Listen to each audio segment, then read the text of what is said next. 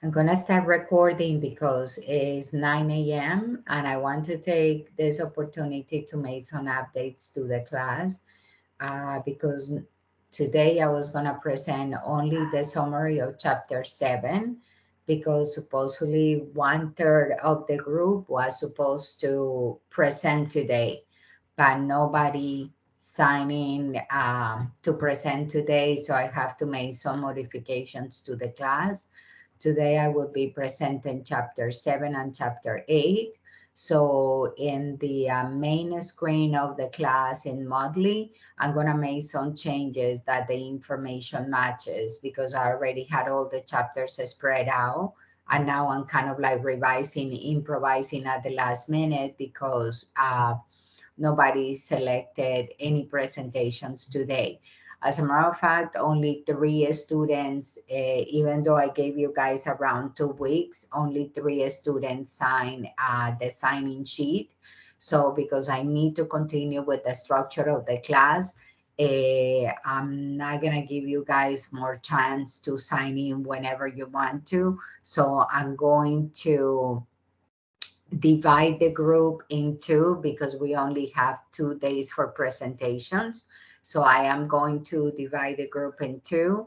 Uh, some of you will be presenting on, hold on, that I'm opening the file right now. I was working on this document this morning. Uh, some of you will be presenting on March 12th, and some of you will be presenting on April 23rd. When you go to the Google folder link that I created for you for the presentation, you're going to be able to see your name and you're going to be able to see the day that the presentation has been assigned. All you need to do is to provide information about which case you will be presenting. So I'm updating the page as we speak, and I'm going to upload it in a few minutes so everybody has the opportunity to see who's going to be presenting and what. And you're going to be able to see also the 3 students that have already selected presentation and what it is recommended to provide. That is the information of the case.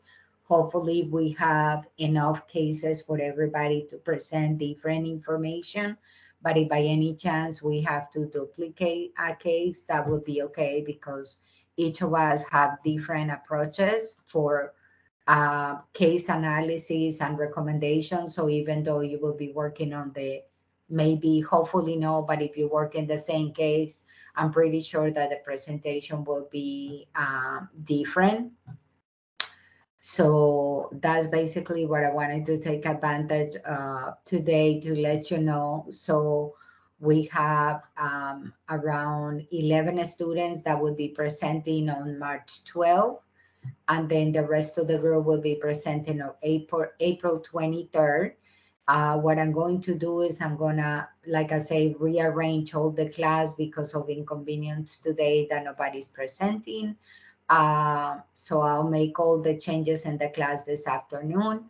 And basically, I will prepare only one chapter presentation just in case we don't have enough people from one presentation of specific days. Then we're productive, we use the time, and I'll just cover some information from the class. But I'm just basically uploading the new file and the Google. Hold on one second. I'm uploading the file now in the drive, and I'm going to send the link via email again, and I'm going to send the link via WhatsApp. So at least you have access to that information as well. And I'm also going to make, because nobody's presenting today, I'm also going to make all the changes in all the folders that I created for you in the Google Drive, because now the information doesn't match what I have created for you so far. So without if you don't have any more questions before we start, or do you have any questions about um, the cases or the assignments or what you have to do? Yes, I have one question. Yes. Is there is there any draft for presentation? Is there anyone? I'm sorry.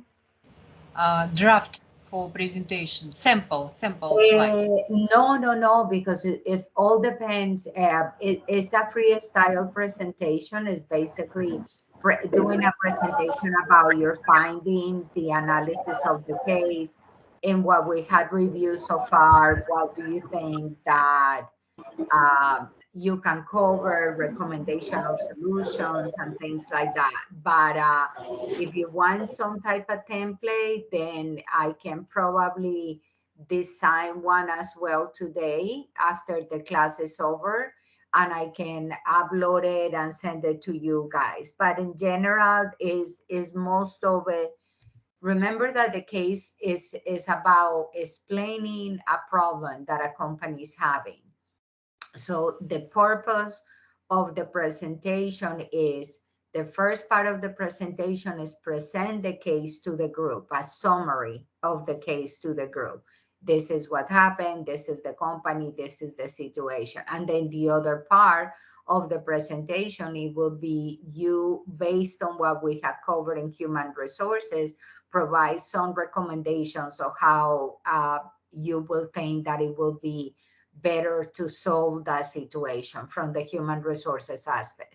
So basically, the presentation is kind of like that. So maybe if you use, for example, let's say 10 slides, then maybe the first four or something like that is a little summary of the case, presenting the case, what the case is all about. And then the other ones is basically presenting information about how do you think that you will resolve the situation.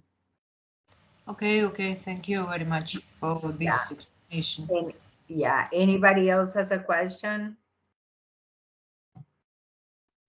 Hi, Yes. this is Nauros. Yes, apologize as well. I was not there in the last class. Actually, I'm No. working, so I'm struggling to just find the time. But hopefully, I get the time to attend today. It's not question, please. It's request for the people who are not attending to know what is happening and what is the assignment, so we can communicate with our colleagues. So if we have like tracker of what's the assignment, so everybody can go there and look and see what is responsible, even if he will not attend like the class. So if you have such a things, it would be The great. class had the whole structure for you. Let me go in and let me show you. I had kept you guys up to date. The whole class is a structure, almost the entire class. I actually didn't even finish waiting on how today was going to be, because I had the feeling that some people were not going to be presenting today, or a lot of people were not going to be presenting today. But I had kept, hold on one second, that I'm accessing. Let me do this.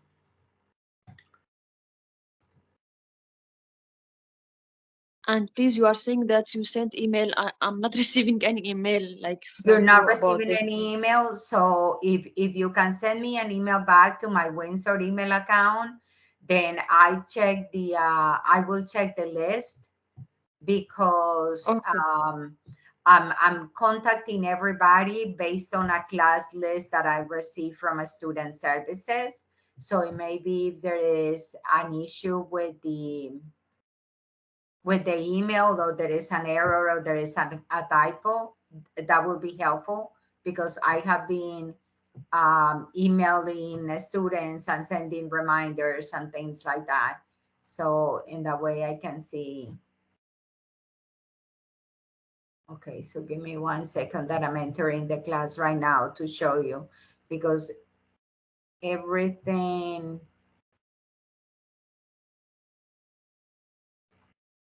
everything is in the class. Do you see the screen?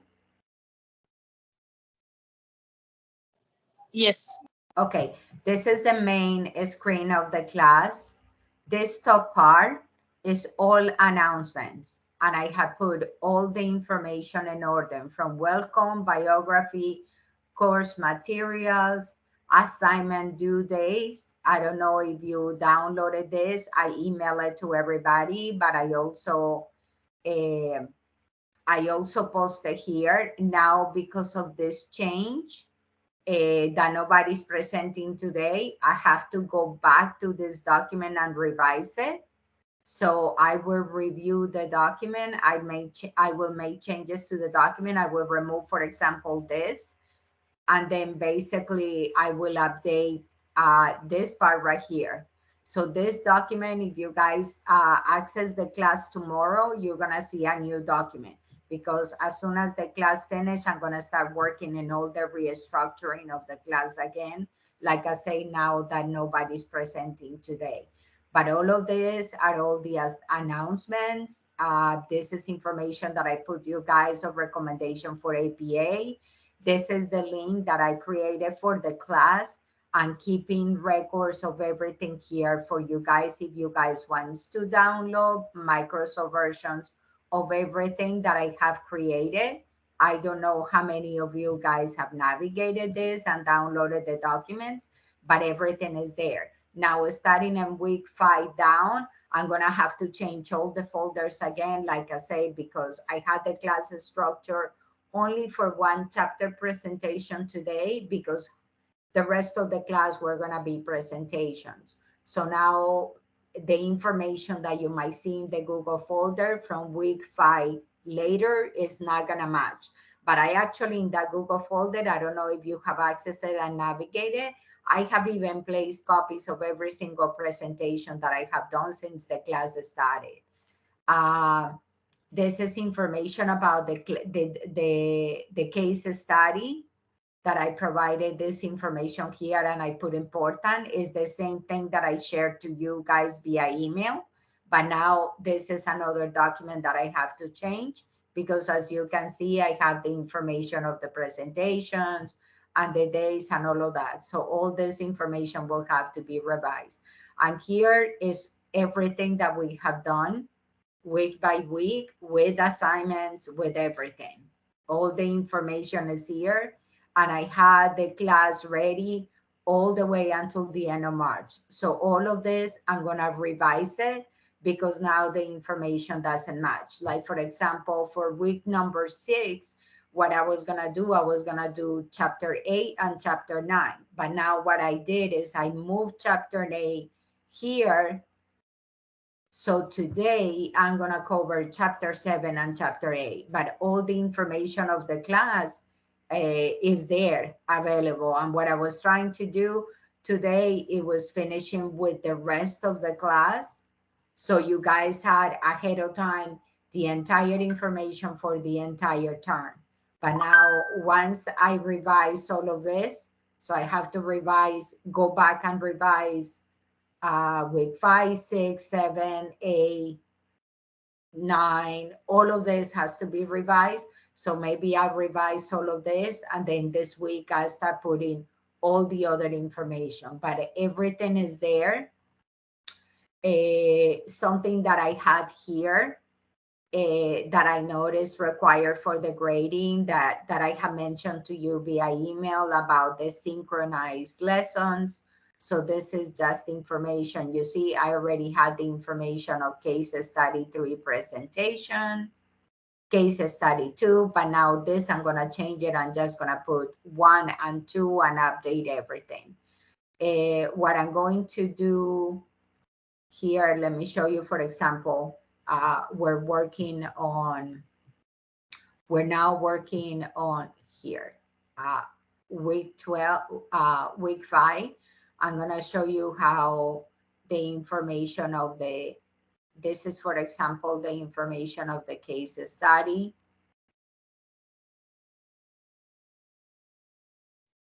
So all of this is going to disappear. I shouldn't even have gone there, because that is not relevant now. But this is the information that I have for the case study, with the reminder, the documents, everything. Everything is there. Then, for example, for week 5, This is the forum that we have for today that is due basically at the end of the week. This is the information, the structure, the questions that you need to work on it. And something that I'm concerned about it is that a lot of you are behind, very, very, very behind on work. A lot of you guys have now posted a lot of information in forums, and the idea is close every week at the end of the week. So if we're working in 1 week, that by the end of the week you have everything. You have submitted your forum, you have submitted your assignment, you have submitted everything, and many of you have not submitted information. So here, when you go, let's start since the beginning, like week 2, this is the information for the page for the assignment. Your screen might look a little bit different because as a professor, my screens, look for me to access assignments, and your screen will show how to upload the assignments. But that is, for example, week 2 assignment, week 2 forum, only out of 19 students that I have, only 4 students have participated in the week 2 forum, and we're already in week 5. So the rest of the group has not participated. This is for January 4. This is week 3. This is the same thing of assignments. Only look, we're 19 in the class and only 3 people have submitted assignments. Everything that everybody has submitted has already been graded and a student has been contacted. I know you guys are working with 3 class. I know you're adults. I know you work full time. So you might not follow the calendar on the calendar of the course. The calendar of the course as the class has been structured, and I understand that, but the more you fall behind on assignment and forums and everything, the more you have to do at the end. So that's what it is a little bit concerning when I send the reminders and everything for the forums. Like here for forum, this is week 4, which it was due February 8, which was basically last week. Only 2 students have participated in the forum. So if you navigate the class, all the info, if you want me to put this information somewhere else, in addition to the Google folder, I really do know. I mean, I'm duplicating the course basically, so I don't see what else to put it. Officially, the structure of the class is here, and all the information of the assignments are here. What I've been doing extra for you guys, I mean, I know it's a lot of work for me, but I don't mind doing it, is the information of the Google Drive. Here in the Google Drive that I created for you guys, you have all the information, the same information of assignments. I created copies of all the documents there. For example, the due date summary. This is a document that once I change it on the page, I will post it a new version here as well. The information that I put on the assignments for APA, the information is also here. The information of the case studies is here, the same document that you have on the class. Like I say, now I have to go and update all of this, so maybe by tomorrow we'll be ready. This is the signing sheet that you guys, I gave you 2 weeks to sign for the presentation. You guys had until the 10th to put your name here on the signing sheet.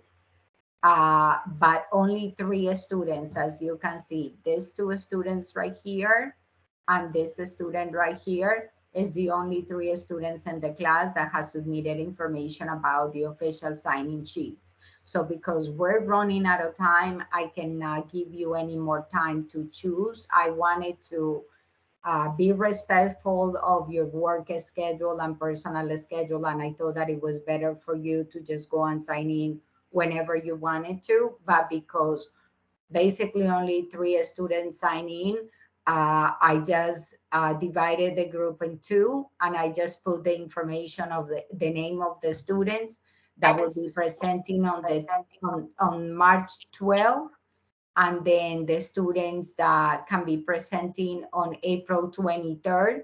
If you have any conflict on the schedule, you have anything to do that might affect you for presenting that day, let me know and I'll move you to the other day. I just randomly grab some group of students from one day and from the other one. So now in this page, all you need to do is to go here, access the page, and put the name of the case that you will be presenting. What else I can show you? Like I say, the same thing that I have in the class, I have done it here in Google Drive. And when I have not been able to upload the presentation on the page because it's too big, I have posted information and messages back here, and I have kept the information of our videos as well. So for example, in week 1, that this was like the introduction and the welcoming message and the presentation that I use is there. And week 2, I had kept the presentation that I did that day, chapter 1, chapter 2, for example.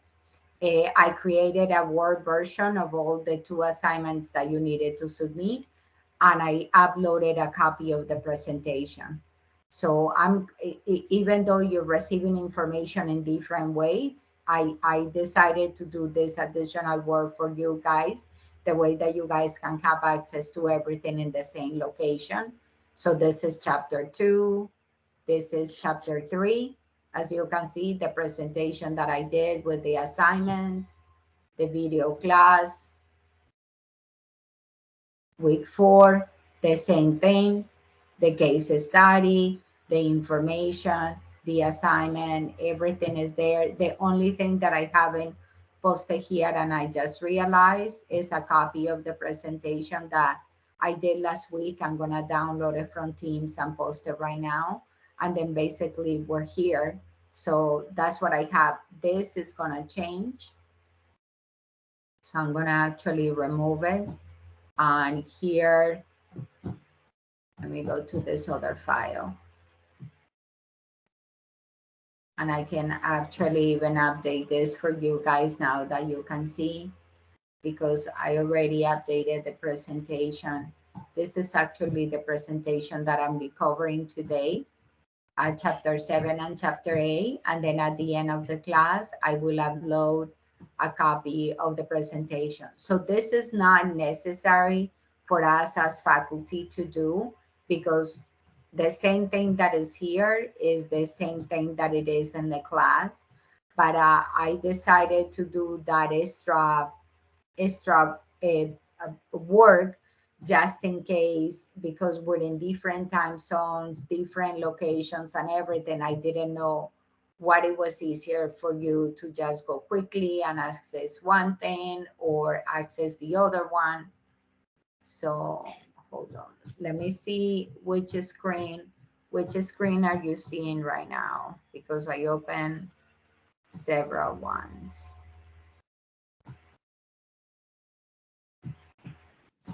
Are you seeing the Google Drive right now?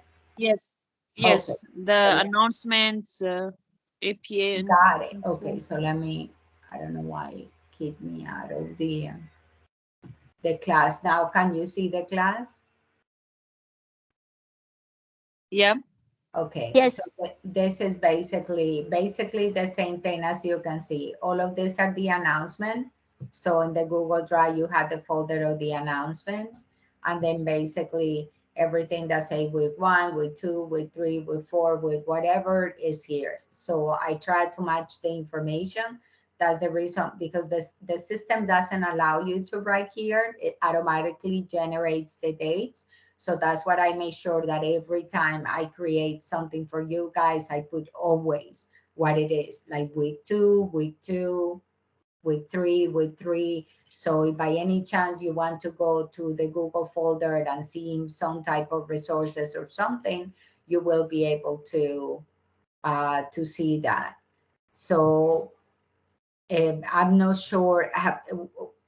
Is this what you were asking for, that you couldn't see the information of the assignments? Yeah, exactly. This is what I want. Thank you. So you, since the class started back in January, you have never accessed the course? Yes, Oh, because I'm not receiving, as I said, I'm not receiving email. So I'm gonna send email to the as you suggested, and maybe yeah, after that it will yeah. be better. Yeah, Yeah, but the thank but the emails that are saying are just general, simple reminders. But it is important. Send me an email to see what I have. But all the most important things are here in the class, and I'll make sure that I always keep the classes updated. You see, you can even, like, I know this is in a way it's not private because it's in the chat room, and it can be, but if you can see, you can even through the class, if you need something quickly from me, you can actually send quick messages here, and basically I'll be able to see them. But the idea was, that's what the class started so slow, because the idea was that when the class started back in, remember that it started even a week before of January 15. This time was given for you guys to have the opportunity to go into the system and navigate. Like, all of this was created since the beginning. All I've been doing is, when I see some type of resources that are important, I add them. Like, for example, I added the Google Drive link. This, as soon as I finished creating the case, I uploaded this PDF file, which, like I say again, I will be updating it today. But all the information, all I've been doing is uh, updating. So I have half of the class ready, and I was gonna finish the rest of the class basically this week, uploading the information, the assignments, because I'd like to provide information ahead of time. Uh, just making sure that you guys, if you are proactive or you work ahead of time or you want to submit assignments ahead of times, that you can submit it without any problem. So even though we're now working in week 5, if you want to go ahead and advance and do additional readings on your book, if you have the time and you want to go and post in photo number 6, you're more than welcome to do it. I have the photos always available, always open, so anybody can access it and at any time and post any information. So, but that's basically what it is. I try to keep it very clean and very organized and very in order, so it's easier for you guys to navigate. Is that what I noticed? Unfortunately, is that not a lot of people are accessing the class, are reading the information, are posting the assignments. And what I'm concerned is that the longer you wait, um, it is going to be harder and harder to catch up. And basically that's it. I'm just going to make the changes to the rest of this weeks that I had already ready, and rearrange the PowerPoint presentations and make all the changes, so to make sure that the information that I'm providing in class, that's the whole idea, matches the information that you see in the in Modly, which is the official information. Like I say, I'm using the Google Drive just as a backup. So I'm just putting copies of everything there. But the main source of information is here, is the class. So that's basically it. Any questions about, maybe do you need assistance navigating the system, or how to access information? But the way I created it, there are different ways of creating things in Modly. I use this standard, regular, plain and simple, for easy everybody to see, everybody to access the information of the forums, and I'm following the same standards, the same policy, the same information. So you will always see this is the standard for the assignment. Of course, I'll change the day and I'll change week 2, week 3, week 4, whatever. And then below the blue line, you'll find a little bit of the information of what you need to write. Many times, to give you an introduction of what you need to do, I write a little bit of the information, that the topic that we are covering. For example, here, let me show you that I know, sorry, I clicked on the wrong one. We're in week 5. In week 5, forum is the same thing. You see, it has the same information, it has everything. And basically here, it provides information about a little bit about the topic that you are covering within the forum. Talks a little bit about the reason, or give you some information. Sometimes I use instructions and information from articles, and then I provide the questions that you guys need to provide the answers to chat with your classmates, and everything else. So normally what I do is I provide I read your forum and I provide some type of information, or I added something to what you are talking about. So in that way, I provide some additional topic for anybody that can go in and write something about what I have said, or write something about what the classmate has said. But hold on, it kicked me out again. Um, but here, for example, let me see, I think it's week 3. That is the one that we have worked the most. I don't know why the internet is so slow today.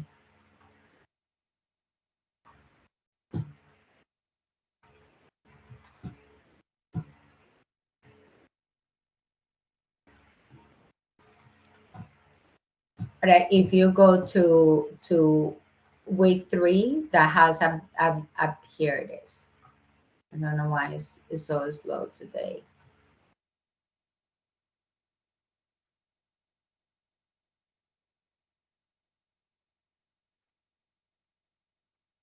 That some of the classmates have already, like for example, here one classmate replied. So if you click on forum 3, you're gonna be able to see what he wrote, and you can reply to him and give him some recommendations or whatever. And normally what I do is I also provide some information, or add something to any of the topics that he wrote in this case, for example. So that's what I normally do with the class. So I give you some feedback, I provide some information about what you have wrote. Here in this one, that there are more students here. You see this ones, when you see my picture here, is that each of these students wrote something in the forum in week 2, and I replied to every single one of them. And when you go in, you're gonna see what the student wrote, and you're gonna see information about what I mentioned to the student, to support the information that the student gave. So you can actually post what these students have. This is a perfect example here. There are 4. So if you go here, which it was great, Asilu wrote this information, and I replied. I gave her some information.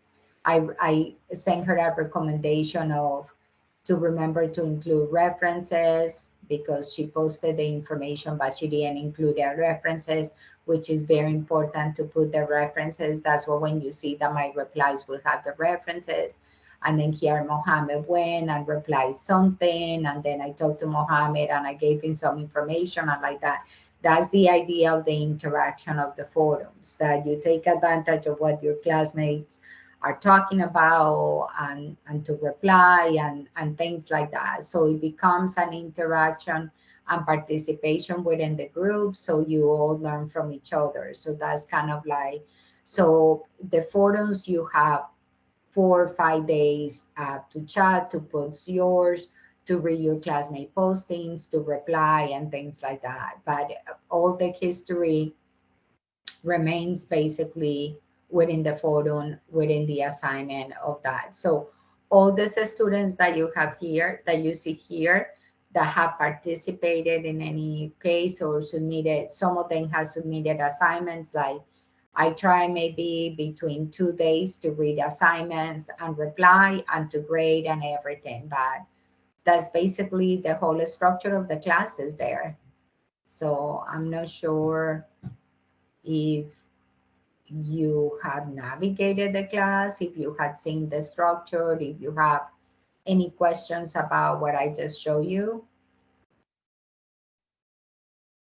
But basically all is here. So I will be updating this file this afternoon, and I will be making some changes to the course starting in week 5.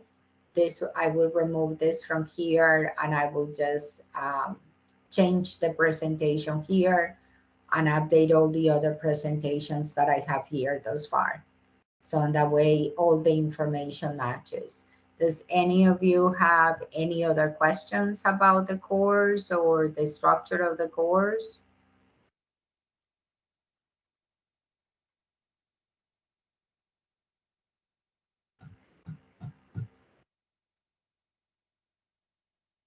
No question from my side. Thank you. Okay, you're welcome. So I'm gonna close this. Let me close this because I was fixing the presentations right now. So I can go here and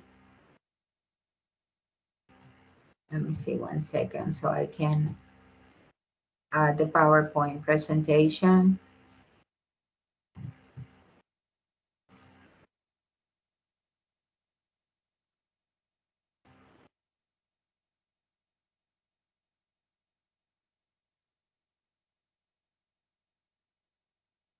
Okay. So can you see that file?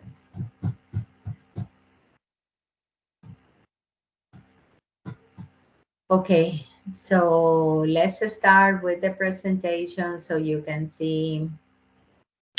So today we're gonna be covering chapter 7 and chapter 8 of the book. Chapter 7 is everything about the interviewing process and everything else. And then chapter 8 is everything about training and development. Uh, Chapter 8 is very, very important because it's something that will help us not only as a supervisor, but even as a teammate. How can we provide training to our co-workers, the people in our department? As you know, we all have different tasks with different duties. So there are things that it's essential, for example, in the workplace to establish some type of backup system. That is important. I mean, in the human resources point of view, I don't know how your company recommends it. The fact that, for example, if by any chance you're sick, you're out, you're on vacation or whatever it is, then you know that your work is not going to fall behind because there is a teammate that is going to help with your duties or reports or whatever it is that you do while you're out. So even though chapter 8 that we'll cover in a little bit will be more about that structure, like the thinking as a supervisor point of view. A lot of the information that you will see, it's also related, something that you can work as your classmate level. So we're gonna start with what is chapter 7, that talks about the objectives. That is basically everything that is the selection for the interview, what it is important for us to know, what are the appropriate questions to ask in an interview, and basically at the same time is reviewing, considering errors that sometimes interviewing committees make, and at the same time that applicants make, that affects them. They can lose the opportunity of the job because of the mistake that they make. And also, if the interview committee don't ask the right questions, then basically they're not going to be able to obtain the proper answers that they're looking for to determine which of the applicants, which of the candidates is the most appropriate person for the job. So it is everything about definition of a structure, um, and the main points of development and extension of the job. So the idea is that everything that we're doing in the job description matches the information that we're doing in the interview. And talking in the aspect of human resources, basically you cannot deviate from what the job description is all about, because basically in a human resources perspective is not a is not legal. If, in other words, if you have a job description that you need somebody that has A, B, C, D skills, then basically your questions have to be somehow related to that. There is a way to get away from that. Is that, for example, if the person says something that calls your attention and is interested, you can ask the person elaborate. So you're allowing the person, that the interviewer, to take the interview in another direction, to provide a little bit of more information about something that you're interested about or hearing, uh, but no, you redirecting the interview as an interviewer. No, you redirecting the interview some other way, because it's not a, that is against basically hiring policies and human resources policies. So, and the aspect of the interviewing, basically, we can classify the interview in general in three different types. There are more types of interviews, but here we're covering like the most important ones based on what I learned from you guys at the beginning. And also is the most common ones, that that are used, that are structured, content, and task oriented or testing interview. And basically, what we are going to cover is the following: the structure interview. We actually, within the structure, we always have the opposites, that is the non-structure. But the structure interview is like a direct interview, for just employees to ask questions ahead of time and then basically give the information. So here is how it works. You can actually, if you want, in the structure instructor, you can actually have the list of questions and send the list of questions to the interviewees ahead of time. This works when the person is recommended to choose something at the interview or to do a presentation. Eh, so, for example, interviews hiring an engineering or hiring an architect, for example, this is very good for them, because a lot of those interviews, they ask them for show me what you have done, or show me an example, or show me. This is also very good for like art, liberal arts, that they can ask. If you're hiring somebody, you can ask the person, okay, prepare, show me your portfolio, what you have done, the painters or the shows that you have done or whatever. So that uh, some academic institutions or some corporations, to save some time, but this is more for like timing. If they have too many applicants to interview, they basically can send the interview questions to the participants to give them time. So tell them you need to prepare answers that it will not be more than 10 minutes, for example. So that helps the person not to lose the opportunity of the interview and create some type of bullets or checklist that keeps them focused and say, okay, if I only have 10 minutes, if I'm going to talk about this in this question, and this in this other question. So that's how the structured interview question works. Uh, the honest structure questions or interviews are basically more private. So let's say, for example, you go to the second level of interview or the third level of interview, that actually at that level is not mostly an interview, is to get to know the person. So it's more informal, and the person can ask you just general questions. What do you do? What do you think so far about the company? What you have read about the company? What do you think about us? Or whatever it is. So it's more informal. There is not a script, and sometimes they're not even related per se directly to the job description. It's more to like get to know the person, and that is more done as an administrative level, management level. eh, it almost basically, this is at the end when they have the 2 or 3 candidates that they say, okay, out of this 2 or out of this 3, we're going to hire one. Those type of interviews happen more about that level. So now the content interview is a person interview that provides kind of like the opportunity. I'm sorry. I tried to click and it didn't move. The content interview, it provides the candidate like the opportunity to clarify and expand. So this is a little bit of what I was asking you about it. In the first one, you might go only on a specific questions that you can say, oh, this is very interesting, elaborate. But it doesn't happen with all the questions. The content interview does. The content interview is that the person, they give them the most of the time the content interview is very short. That means instead of asking you 12 questions, they ask you 6 questions, for example. But the idea is that you have, for example, 15 minutes to answer each of the questions. So the questions are very specific. You answer the questions, you elaborate, you specify, you provide example, all of that. You can even go back and talk about information that you provided on your resume or what you're doing right now.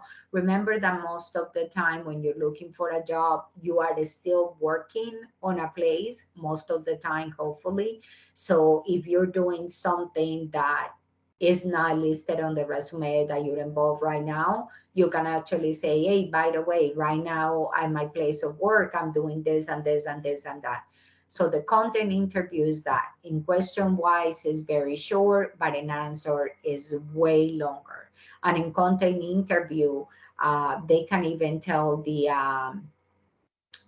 can even, for example, if there's in Zoom or in Zoom, they can even tell the person, okay, we're going to share the screen so you can show something, and the person quickly can go into a website. Let's say, for example, web development, technology interviews. In the interview, the person can say, oh, I can show you some of the websites of the companies that I have worked. And so all that as an example works. So now we're going into what it is called the task-oriented and testing interviews. These interviews are more structured, but allows the applicant for more creativity and analytical problems. So you can ask questions like, if you had an issue with this client, what do you do? Or if you face this problem at work, what do you do? So those are kind of like the creative question, problem solving questions. So you can see how the persons react, how the answers that the person gives you. It gives you an idea of how the person will treat that situation or that client or that case. And that alone, the answers that the person provides, help you to know, believe it or not, if the person is lying or not, if actually the person has performed that duty or not. Because even though there are different companies, different policies, different regulations, you always have a standard things of how to manage, like if somebody calls you on the phone, one of the clients called you on the phone and it is very upsetting, and the person is very upset and is screaming for whatever reason, then basically most of the companies, according to human resources, has a guidelines of a stop. Please try to calm. First step, try to calm the person. Second step, sympathize with the person. Yes, I understand that you are upset. I apologize. Tell me what we can do to make it better or whatever. Then basically provide recommendations of solutions to the person. That is typical when you're dealing with somebody, for example, on the phone, or even somebody that goes to your office for any reason. And then basically, if out of all those three steps, you see that you have not been able to assist the person and the person continue screaming on the phone, you have actually two choices. If the person is being very rude and nasty, because sometimes people are, you can just basically tell the person, I'm going to terminate the call. You're being rude, you're being nasty, you're not letting me talk, I haven't been able to help you. And basically, once you come down, please give us a call back to give us the opportunity to assist you. And you hang up the phone. Immediately when you do that, you have to report it to the supervisor with date. This day, at this time, this person called, this happened, this happened, this happened.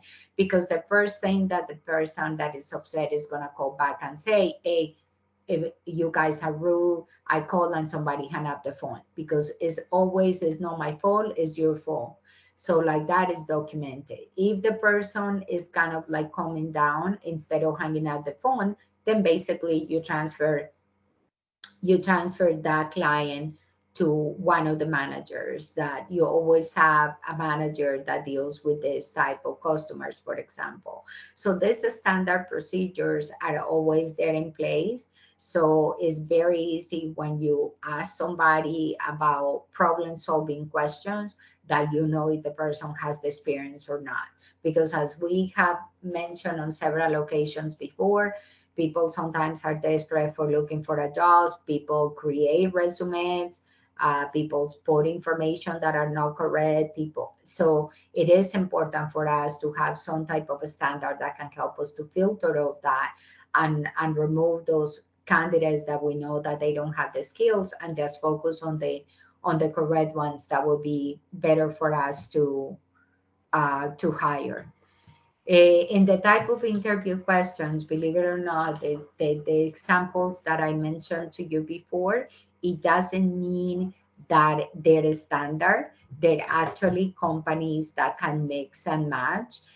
They do more impersonal questions. They do questions with elaborate. They ahead of time tell the person, they don't share the questions with the person, but they say, oh, share a question about you're going to do a presentation about sales projections. How do you work with everything to do sales, to work, to develop that? So all of that basically, uh, so the person is ahead of time prepared that they're going to be doing a presentation, but they don't have information about the questions. So even though ideally is to stick to one type of interview setting, you can actually mix and match and create different settings and scenarios and projections and problem solving and presentations and all of that at the same time. So in the interview questions, now we're going to focus on what we are appropriately like required to ask about the to the interviewer regarding to the questions that the person talk about it. So the main idea on the interview questions, believe it or not, is seeing the behavior of the person. That's when now Zoom and Teams and all this type of software that we have now has been a blessing, because we don't do in phone interviews very well, to be honest with you. Phone interviews for me have been a complete failure, because you have a phone in a conference room. If the conference room is too big, then the sound actually dissipates, so the person that is on the other line on the phone doesn't hear everybody well, doesn't hear the questions well. and basically that affects the answers that the person does.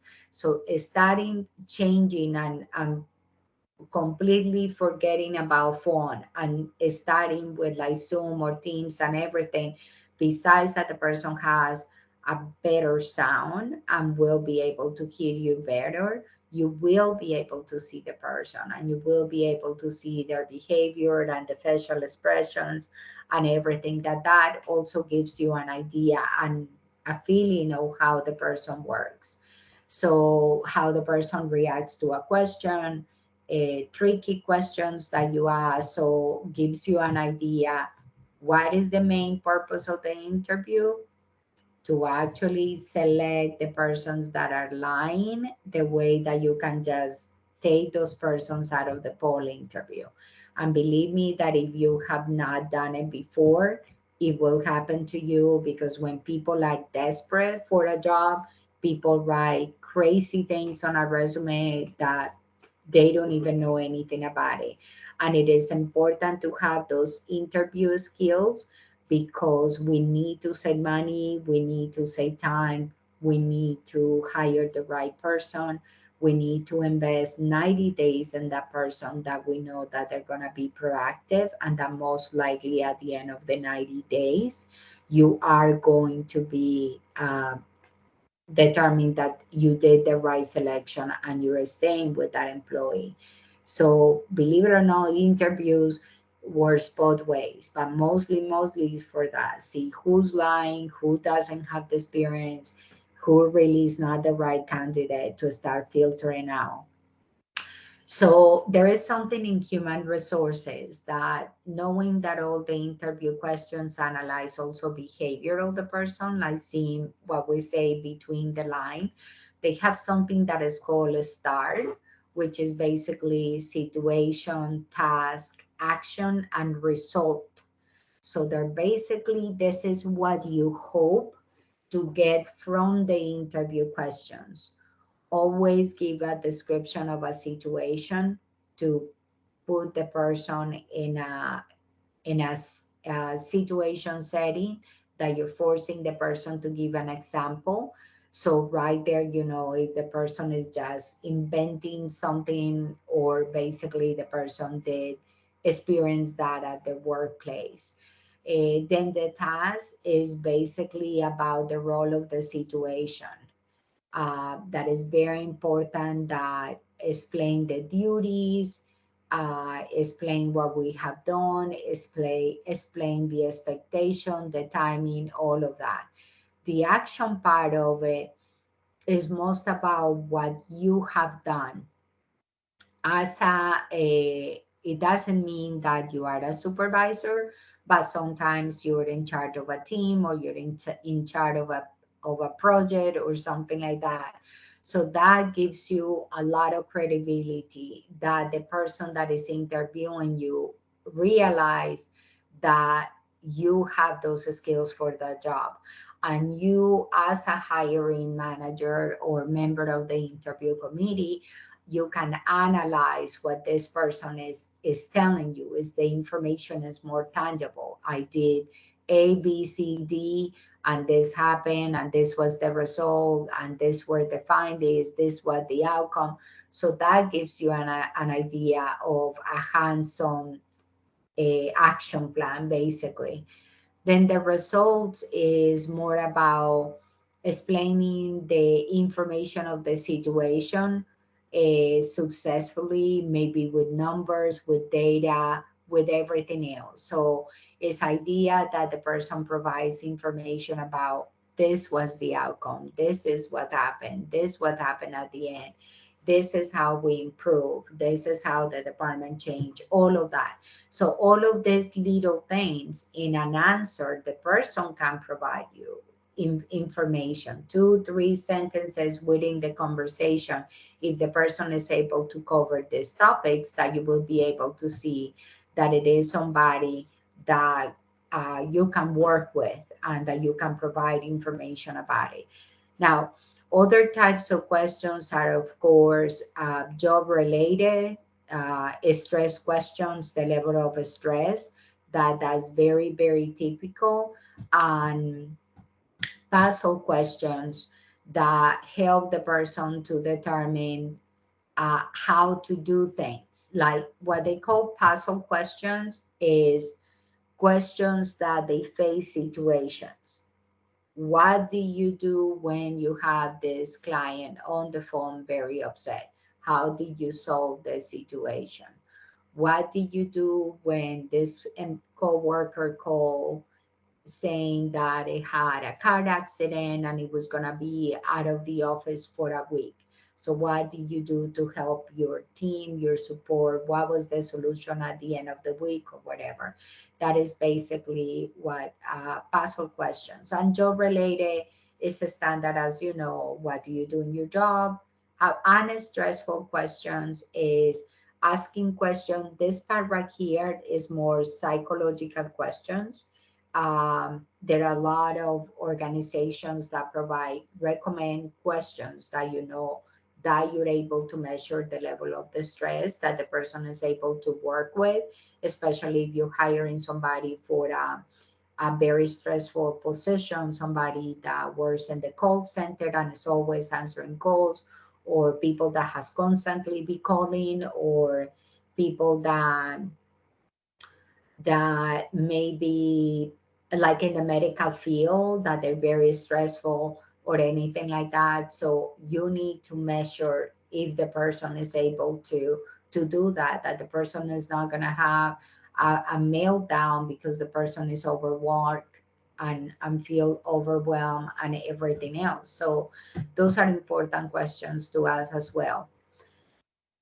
Now, regarding of how we conduct the interview. So at this point here, we are already in clearly have an idea what the job description is all about. We already have the committee set up and we already selected the specific questions that we're going to ask the interviewees. So here is when you determine how that interview is going to take place. If we're gonna interview one of the persons at a time, if it's going to be a panel, if it's gonna be more like if it was like a meeting, but in the meeting the interviews are going to participate.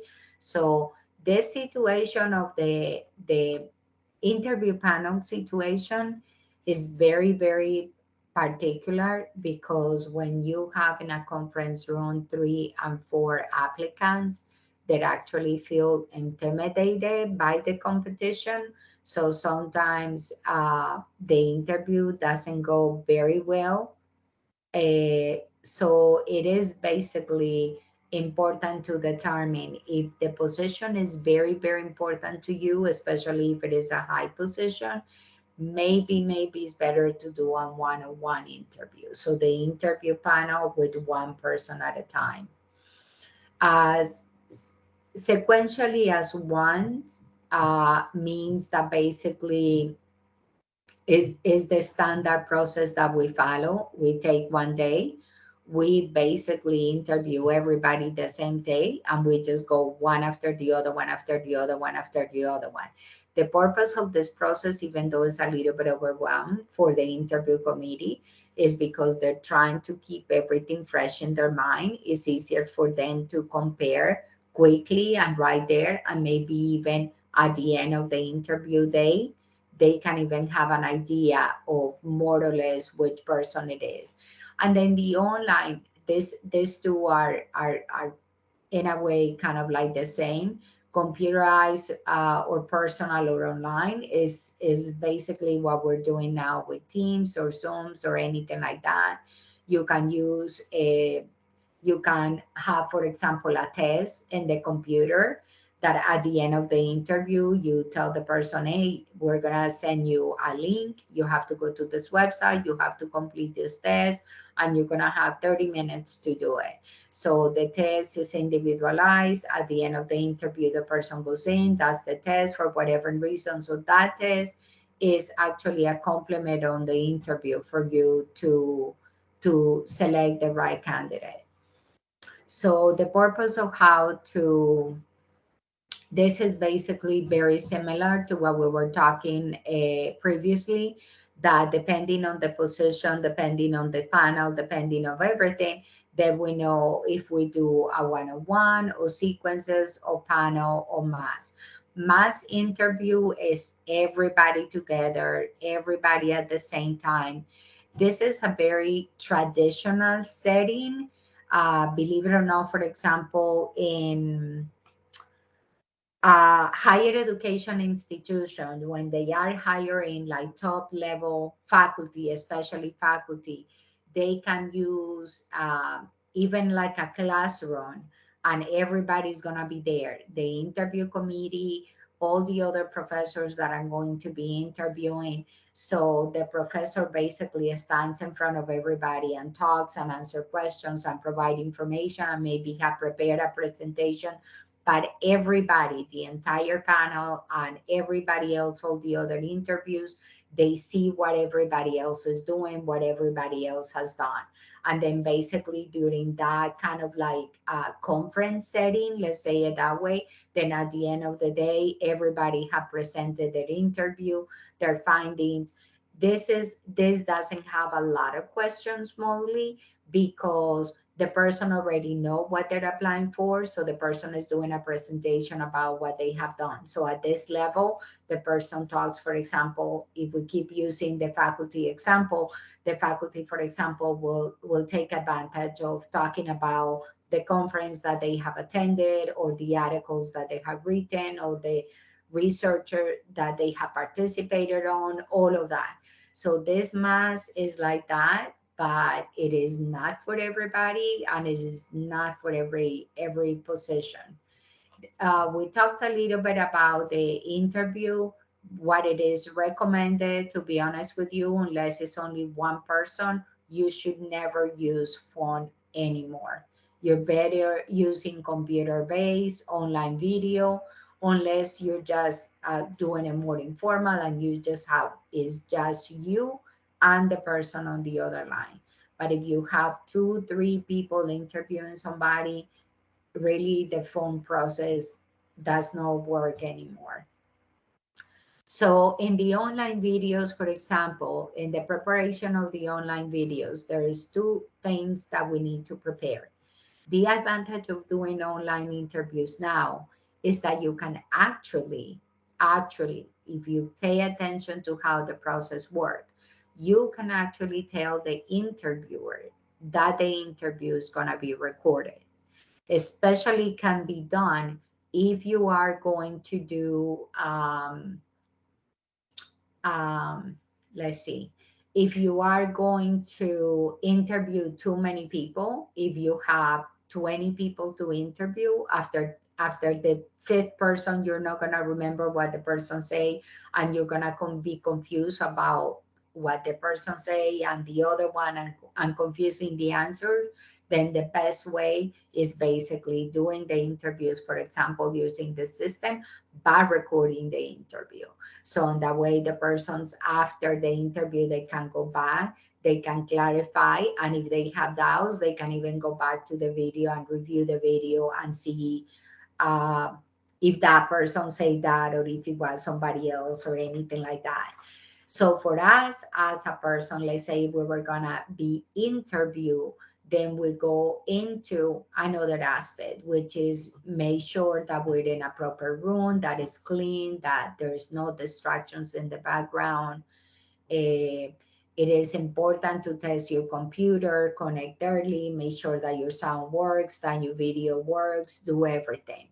Eh, Something that you can do maybe at dead of time, accessing the system and just records yourself talking and going back and seeing it. Also, something very important, believe it or not, is that dress well. Even though it's in video, make sure that you don't have bright colors, and you're dressed appropriately for an interview.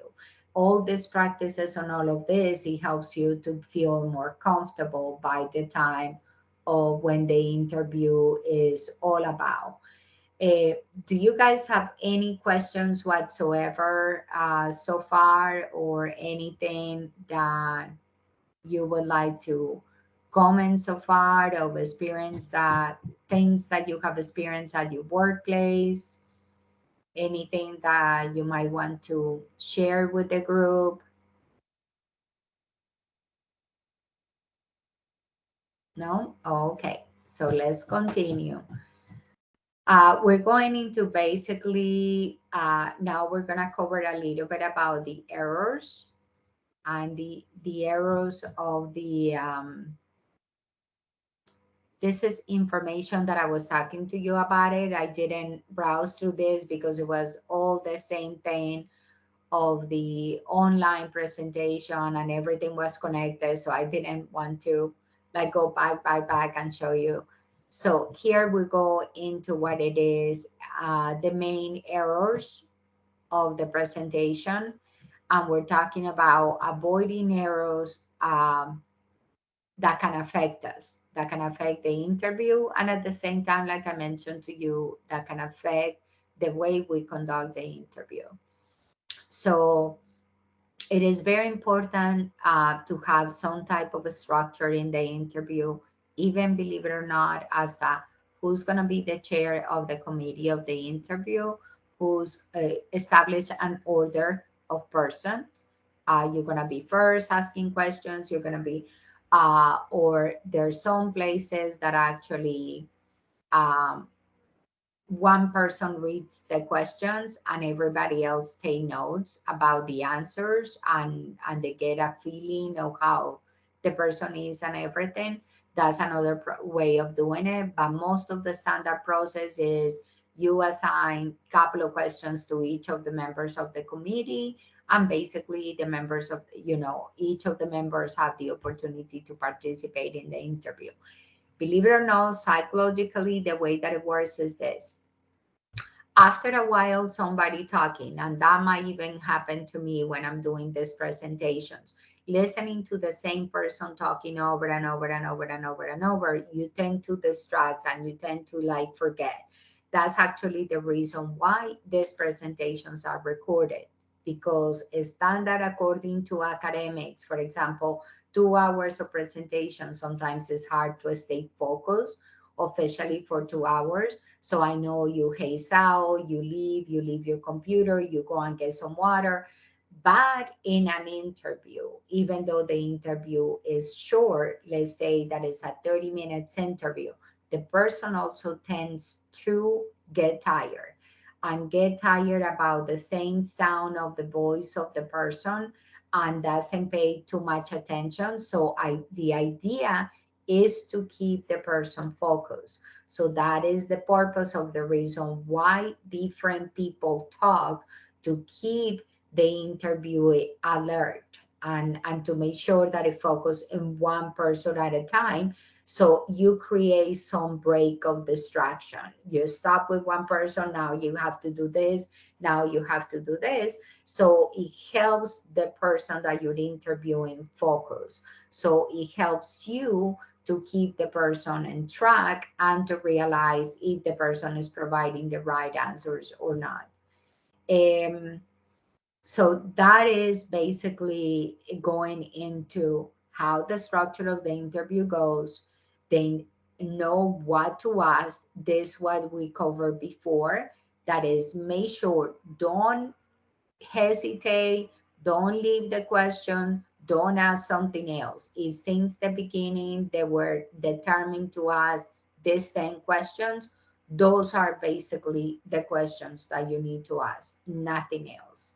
And it's basically because then you're not prepared for the answer of the person, or the person answered the wrong way, or the person doesn't answer what you like, and basically that can affect the whole process of the interview. So stick to a plan and stick to an specific questions, and avoid errors, for example, but this is more for the interviewee, that you go and you say, well, but, and you're like, stay too long in one thing, and you just get quiet and you're thinking on things like that. Those are errors in the interview that you need to try to avoid. So make sure you don't use a lot of and us and I don't know and wait a minute and no. Try to stay focused, short, simple, direct, and to the point, because that's when the interview committee realizes. Um, Again, it sounds redundancy, but that's the purpose, that actually you have the skills for the position. So don't blow it and make sure that you provide the correct answers. So talking a little bit more about errors, then we go into um, what is the first impression. That's what I was talking about. Well dressed, even though if it is for a Zoom meeting, from your waist up, you put the right clothes, a right jacket, like a suit, like normally when you go, like if you were going to an interview face to face. So all of those things give a good impression to the person that you care, that you respect them, and that you're well prepared for the interview. So that is very, very important. Um, Something that we as interviewers have to be careful is not clarifying the job requirements. So we assume, we posted the job description, we assume that the person read it, and that's the reason why the person realized that he or she has the skills, and that's the reason why the person applied. But it is important as an interview committee at the beginning provide a summary of the person, and you do it as a standard procedure. Well, we're here today to interview Miss such and such for the position of sales manager, and based on the job description, this is a summary, blah, blah, blah, blah, blah, blah, blah, blah, blah, blah, blah, blah. Do you have any questions? So before you start the interview, you're basically trying to cover if the person has any questions about the job description that you posted. And that comes with the fact, I don't know if you remember in one of the presentations that I told you that the job description now, they're 3, 4, 5 pages, and it's because everybody wants to cover the policies. Nobody wants any surprises. So clearly, for example, if you put on the schedule that the job is from 8 to 5, and it has 1 hour to lunch or whatever it is, then that basically at the end the person say, oh, but can I do a flexible schedule? Or if you say this is an office job, so that means it's not remote, you cannot work from home, blah blah blah. And then in the middle of the interview that the person is telling you about how many days I'm going to work from home, so now you know that the person didn't even bother reading completely the job description. So the person is more or less clueless of what is going to be happening in the interview. So to avoid those situations at the beginning, you always provide a summary of the job description. So in that way, and you can take advantage of that, cover a little bit of human resources um, requirements to determine what is the best option for the student to do, or what is the best for the sales manager to do, or the professor to do, or anything. So depending on the position, then you know how far do you go in details or not. So something else is basically the verbal behavior, what I was telling you about it, the I, the this, the that, the oh, I don't know, well, all of that has indices of no knowing about what you have to do. So it is important. And that is also part of the committee. The committee has always have to be very direct, very clear, very specific, nothing that can be assumed. Basically, you cannot leave any leeways of errors for any chance whatsoever. And then basically, remember that when you're doing the interview, you have to be careful with what you say to the person, depending of if the person is young or old, or gender or race or anything. That is the reason why the interview questions are so important. The way that you don't deviate from that, and that you don't have any problem with that, and that you don't ask the person the wrong questions. So now we go into this. We can. we can leave for that. That is part of the assignment. So this is something that um, in the assignments or even in the case studies you guys can incorporate. And this is basically talking about practices abroad that you know that I have mentioned to you guys before, and that's that I have asked you that share information about what you do and your workplace. And it's because learning, the advantage of learning from other countries for your experience, we're all in different locations, we all have different jobs, have different responsibilities, work in different countries that perhaps have different human resources laws and labor laws and everything. So that's what it goes into the practice of all the assignments that you do, that mention about what you do and your workplace and what you experience, because it's a good, especially in the forums, it's an excellent learning experience for everybody else. Because remember that the assignments, I see the assignments, but everybody else says everything else. In the forums, they see your forums, they see everything. So it's important to take advantage of that, of your location and what you do, and share information with your classmates. So regarding the interview behavior, basically now we're talking about how the hold on one second, I clicked. I'm sorry. The interview behavior is everything about the performance, and this is more the psychological aspect. A lot of the facial features of the person, the facial expressions, how the person talks and how the person expresses themselves, it gives you a lot of information about the personality of the person. If the person is approachable, if the person is more alert, if the person is more aware of the surroundings and interact with each of the members of the committee. So those things are important, and all of that. That's what the phone interviews are for me. I kind of like an obsolete, because you lose too much. We had phone interviews before because we didn't have any of this. But now that we have this, that we have Teams, that we have Zoom, and we have some other ones, then basically is the advantage. The closer you feel to the person when you're interviewed, the better off it will be. So now we're going into basically the structure and situational interviewing. The structural interviewing is more about questions relevant specifically to the position, that we wait for a specific answer. So no deviation, no nothing.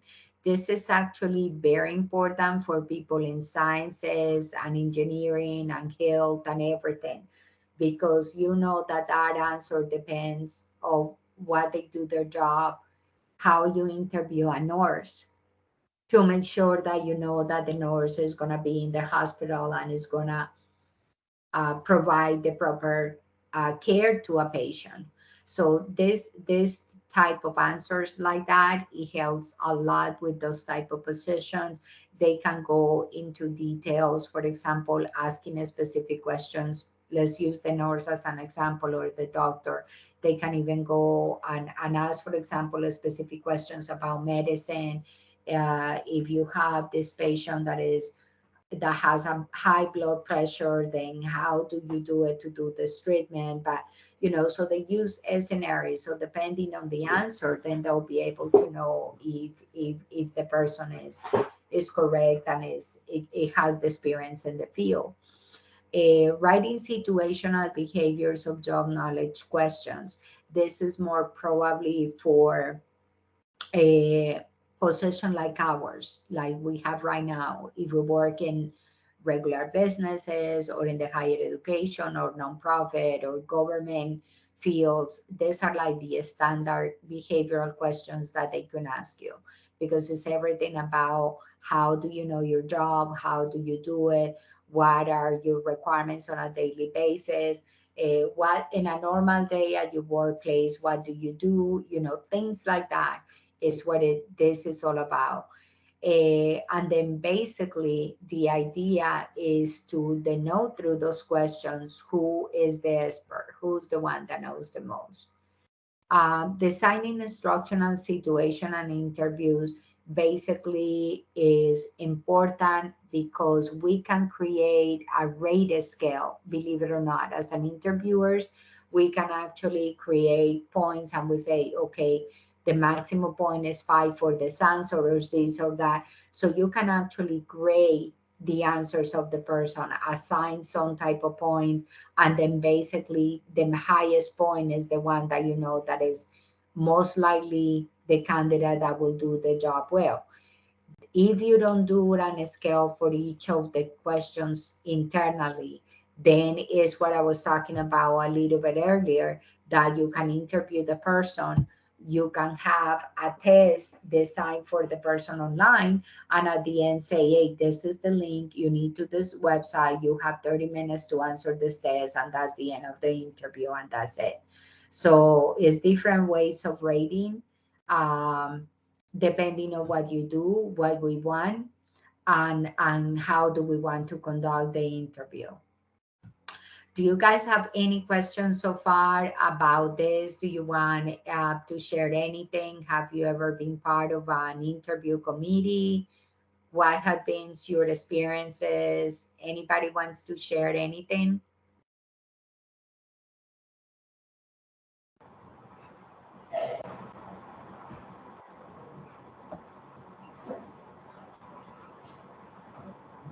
Excuse me, ma'am.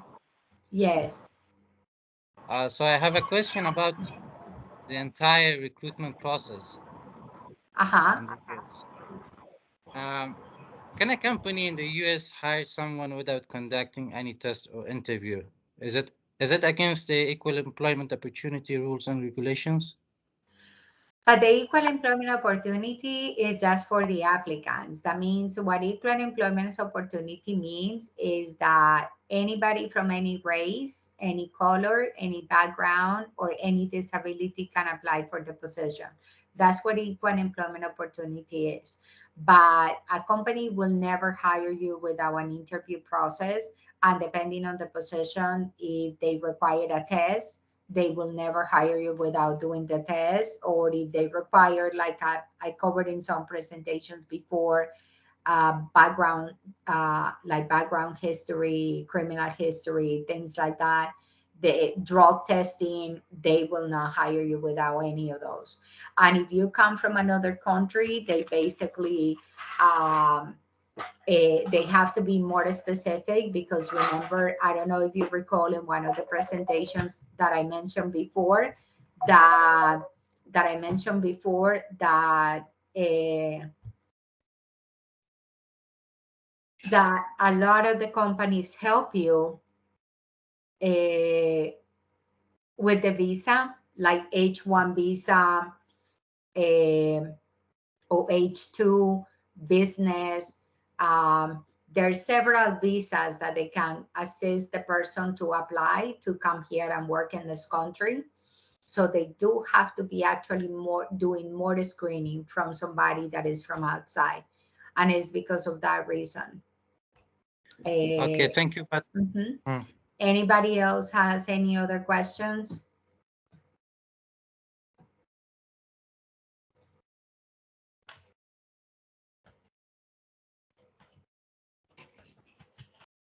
So if you don't have any questions, then I'm gonna move on and continue. Nobody wants to share anything. Nobody has participated in an interview committee. I have been in a interviewing committee. What was your experience? It was good. I had the responsibility, so it was a, a good experience. I was given this responsibility to be a part of this interviewing panel. Uh-huh. So we had to interview a position, and it was done successfully. And how do they conduct the interview? Was it in person or via Zoom? Was it for like a lower level position, mid level? It was an officer level position, and we conducted the interview we conducted the interview face to face. We were three panel members, and one HR representative, and there were like 5 or 6 applicants. Wow, that's good. That's a good experience. Having the opportunity of being in an interview panel, uh, it doesn't mean that we're leaving the company, for example, in any race. We could be very happy at work. But something that I noticed of the opportunity of participating in an interview panel is that you gain that experience of how to see the candidates react, how they perform, how they answer the questions. And you always gonna get to the point that say, oh, like this person is very, very good. And those are tips that actually you can get to a point and save with you and keep with you and see how everybody answers differently. So it's important to have that opportunity of seeing how the whole process works from beginning to an end, because it's something that stays with you and that you can apply in the future somewhere else if for any reason you want to leave or whatever. So it's good for you that you had that opportunity. Anybody else want to share anything else?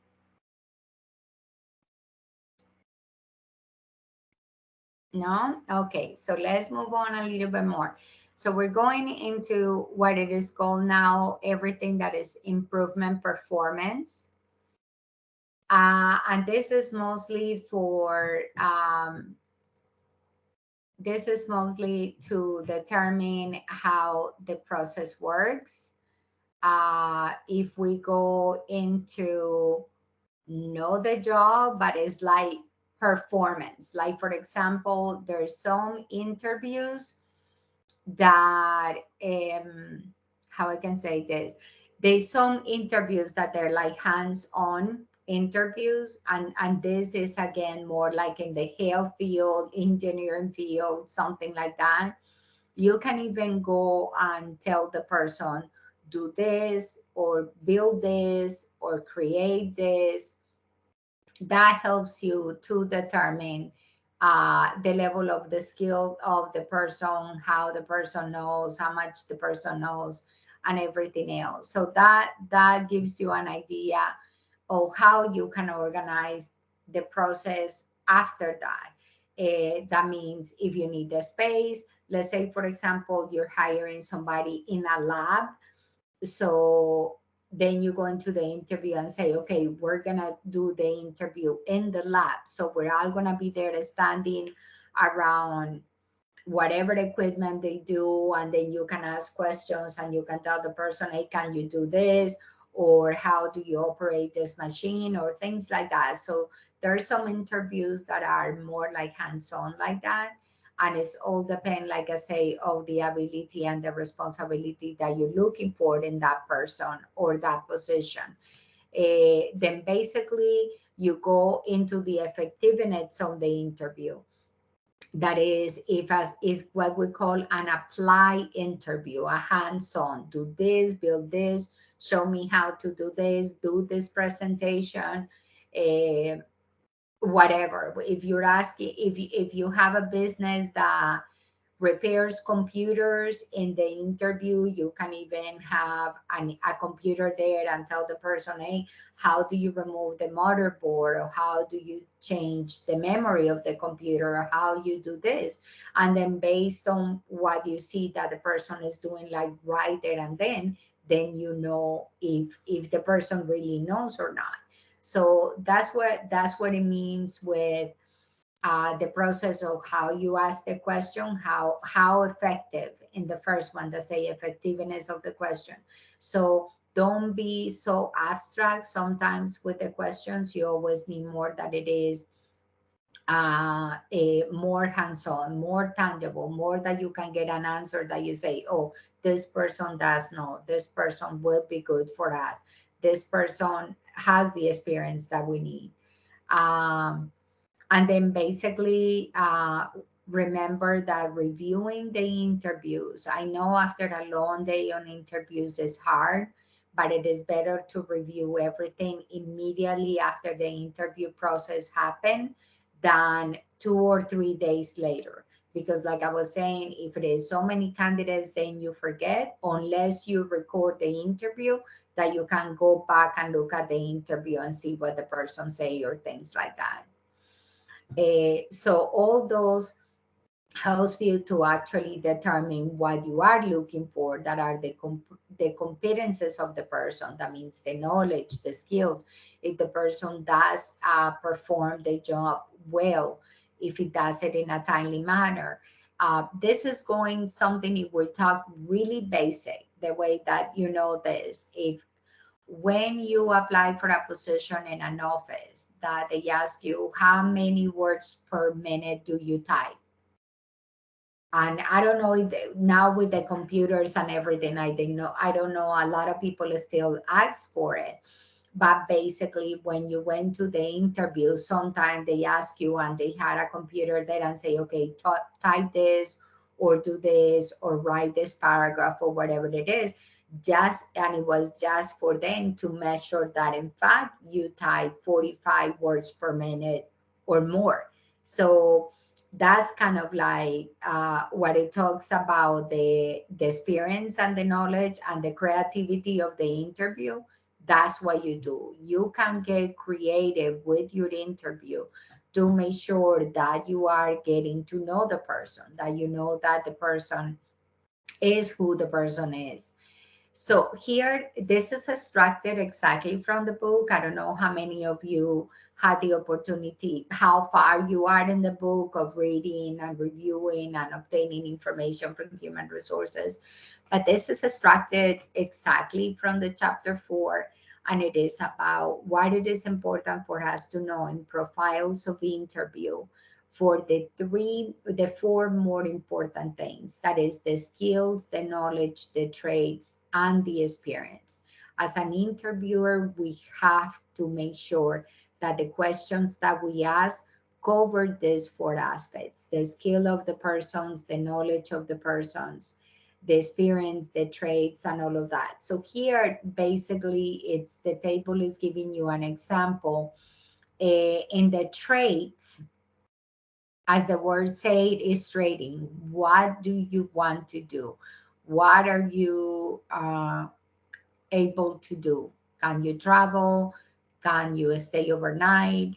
Can you travel nationally or international? This goes, for example, this is very important for positions that are um, on sales. And I'm going to tell you something, actually, even in faculty in a university is important. When the universities are really big or have campuses in different locations, even within the same country or within the same city, even within the same city or region, then basically it's important for you to tell the person that that job requires driving, that the job requires traveling, that maybe sometimes the traveling is overnight. So you're basically ahead of time telling the person, hey, you might have to, we'll give you a hotel and you might have to spend the night there and do this the following day.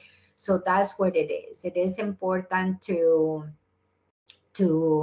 provide this information ahead of time so the person is prepared, maybe especially with interviewing.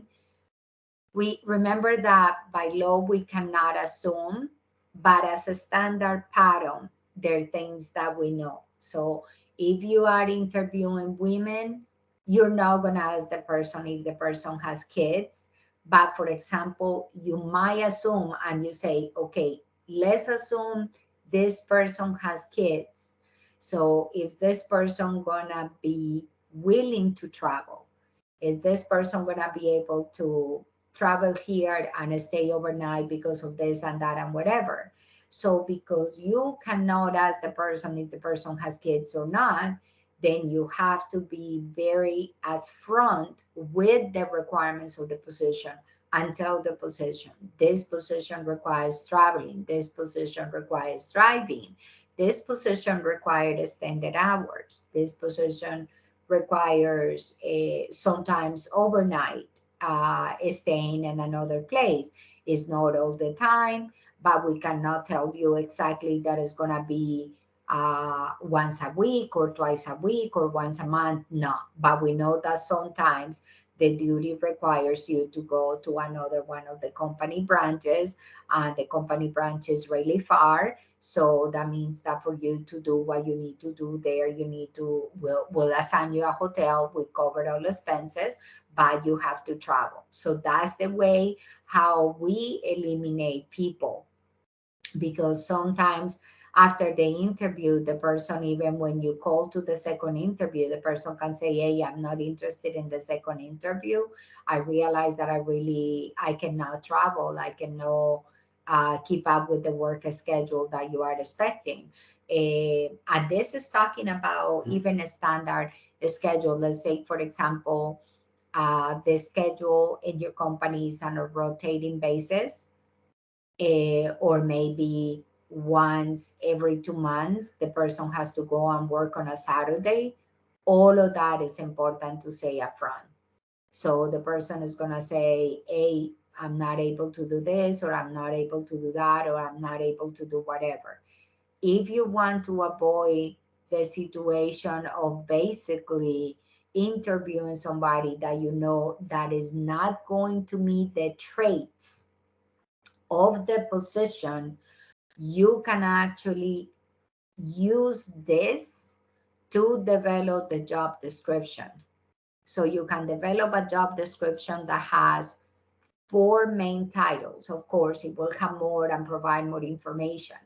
So you can create something that matches this in the job description, and you can put skills, and you can put what it is required, knowledge, what the person requires, traits, what you are expecting. This is like I was talking about, the schedule, the driving, the overnight, whatever you think that it is important for the person to know ahead of time, and then basically information about the experience. So even though this is strictly designed for an interview, you can actually use this information to develop the job description. So ahead of time, you're covering all your bases of interviews.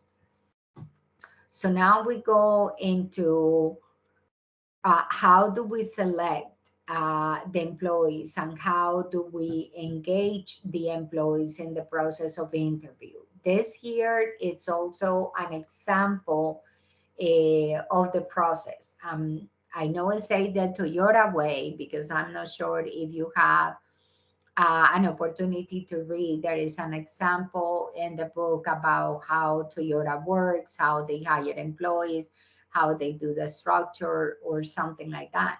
So this is used here as an example of a summary, the way that you know, not all the companies are equal, not all the companies do this, but just for you to have an idea of an intensity that certain companies, how important interview questions and interview process are for certain companies, because it's the key. You're investing a lot of money in that employee, so you want to make sure that you're hiring the best and the correct one. So this is an example of, for example, an interview that Toyota does, that after a 30 minutes interview, then you do computer tests from 2 to 5 hours. Then you do simulations from 6 to 8 hours. So this is what I was telling you, that for somebody in the lab, you can have the interview in the lab and ask the person how you work this machine, how you do this, how you do that. Basically, in other words, the interview process in Toyota, just the first three steps could take up to 2 days, because you can do the person 5 days of computer and tell the person go home, and then come back next day for the process. So it's like if the person is gonna work one entire day in the company, in the department that they're going, it is important to tell the person no, that they're not going to pay for that, that you're not paying for that time, that this is for you to, in a more tangible way, to see if the person has the skills. So they can put the person the whole day to work in a department and be interviewed by different teammates and different departments and practice what they do and everything. And all of that helps. That is in connection to the face-to-face interview, which is done actually during those 6 to 8 hours. And then basically by that time, you pretty much, especially the point three, is the crucial for a company to know if they had the right employee or not, because they already by that time they already had the answers of the test. And sometimes what they do is they do a process of elimination. So if somebody doesn't do well, that's what I was saying, that they divide. um, they divide the interview. In one day they do the test, and in the other one they do the simulation and assessment. Is because they do the process of elimination. The people that do not pass the test, of course, then basically is eliminated and is not invited to the assessment part of the interview. So that's how do you reduce the pool of applicants and be able to just go into the last part. That is what it says there, background and the drug test, that I know we have discussed that before. So developing the extension on the job offer, this is actually very, very, very important, because now we're here at the end of the process. We're here basically at the bargaining stage where we decided this is the candidate that we are going to hire. So then how we do the judgmental approach of the job offer, that is basically we go and determine, okay, on the performance and the assessment and the approach, the evaluation, the results of the test and everything, is when we realize which of the candidates is the best one for the job offer. For example, when they talk here about, if you see the example that I provided here, that is about, let's say in the arts, art production or music or anything, then you measure the requirements, you judge what they have done. It's what I was mentioning to you, that you say to the person, okay, show me your portfolio, what you have done, where you have presented, all of that. So depending on the job, all of this that we have done before, the PowerPoint presentations, the idea of the PowerPoint presentation is that the person that is going to do the PowerPoint presentation, you can ask the person for a copy of the presentation. Hey, we would like to review the information you provided. Can you give us a copy of the presentation? Most of the people say yes. So all, because the people just go do the presentation online in Zoom and disconnect and that's it. So actually really, unless you did record the interview, then right there you have the presentation and you can go and review it. If you didn't record the presentation, you can actually go back and ask the person, hey, can you do this? Can you do that? Can you show me this? Can you give me a copy? And all of that helps you to determine which candidates you're going to filter to make the job offer. Now, I'm going to say something about the job offer. You never, never, never, never in the job offer, you leave only one candidate. For the job offer, you have to leave at least three candidates. The last three candidates that you say, this is my first option, this is my second option, this is my third option. The reason why you are that is recommended to leave two or three people is because now at the end you are in the nitty gritty of the money. Now is when you start into the bargaining.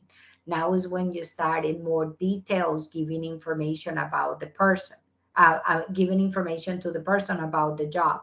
So you cannot assume, unless the person is like really desperate, no working, and really on a need of a job, that the person is gonna say yes.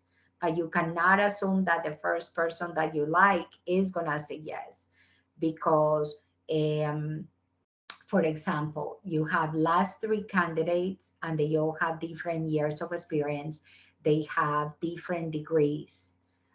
They have different skills. So if we go with the standard, which is year of experience and level of education, then you know that you cannot start the three candidates at the same salary. It's different somebody that has a high school diploma, that a bachelor's, that a master's, that a doctorate. So all of that also helps you to decide which candidate will be better. Do I start low and invest less money up front, and then maybe after 6 months or 9 months give the person a salary increase, or do I just go straight forward from the top and make the best offer to the best candidate? But you have to be prepared with two or three candidates at least, because you cannot assume that the person is going to say yes. You have to assume that this person is going to three or four or five different interviews. When you're looking for a job, you apply to different places, so you don't know that at the time this person is going to your interview per se, that this person haven't gone to three or four interviews before that. So you need to make sure that you always have a backup plan, because maybe by the time you go and contact the person and say, hey, we want to offer you the job, maybe the person say, oh, I'm sorry, you took too long to reply, so I accepted another job in another place. So right there, you're back to a square one.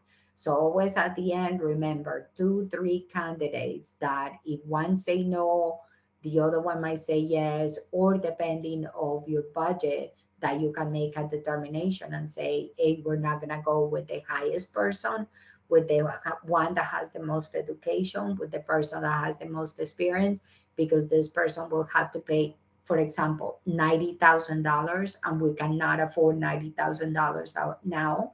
So we're going to go a little bit lower. We will go a little bit lower in the salary, and in the long run will help the company financially. So all of those things are important to have in mind. Is very important. Be honest with the person about the benefits. Do not change the information. So when you call somebody and place the offer, you have to have a sheet of paper that human resources gave you with the information of what you're supposed to say to the person. This is the salary. These are the vacation days that you're going to have. This is the amount of sick days that you're going to have. This is if you have health insurance or not. This is how the health insurance work. Whatever it is, you have to have the same written down. Is the same script for everybody. The only thing that it will change is the salary, but the working hours, the schedule has to be the same. The uh, vacation the same, sick days the same, everything is the same. You cannot offer different things to different people. That's for sure. So now we go into what it is an extended hybrid approach offer, which is a combination of in-person and virtual recruitment strategies. So you're basically comparing everything that the person did online from the first interview, that it was basically, let's say, via Zoom, here via computer, to if you went all the way to the end into the personal interview. So you say, okay, what was the experience? What was the feeling? What the other company say? What is the other committee members say? And all of that. So all of those approaches, you analyze the creativity of the person, how the person did the presentation. If the person did the presentation well, regardless of the topic, then basically you know, oh, this person has people skills. If we have to do a presentation, send him somewhere to do a presentation about the company, he's not going to freeze, and he's going to have the skills to go in front of a microphone, in front of a group of people, and talk and present whatever we do, the services or sell whatever. So all of those things are important for even before you do the job offer. And this is when I was telling you a little bit about what we need to include, that it is important regarding the salary. What it says here, that is a paid rate. Uh, it is recommended, but actually if you have the budget or not. If you have the budget, then you can go a little bit down. So if your maximum budget is 90, then basically you don't offer 90 to the person because you don't have any way to bargain with the person. So maybe you can say the person 82 to see what the person say. You always are waiting for a contract offer that at the end that person stays in 90 or below 90, but you mentally have to create a pay rate, a pay scale that when you're talking to the person and offering the job, you have a leeway. You know what you can do, you know what you can offer. And this is here is when you go exactly what I was talking to you about the benefits that is important, the times, sick days, vacation days, insurance. And right there is when you specifically ask the person about the job description. Do you have officially any questions about the job description before you start working with us? Eh, is there anything in the job description that you are very concerned about it that we can answer before you say yes and you start working with us? So all of this is important to cover even before you're gonna sit down and call the person or call the person over the phone or call the person to your office and things like that.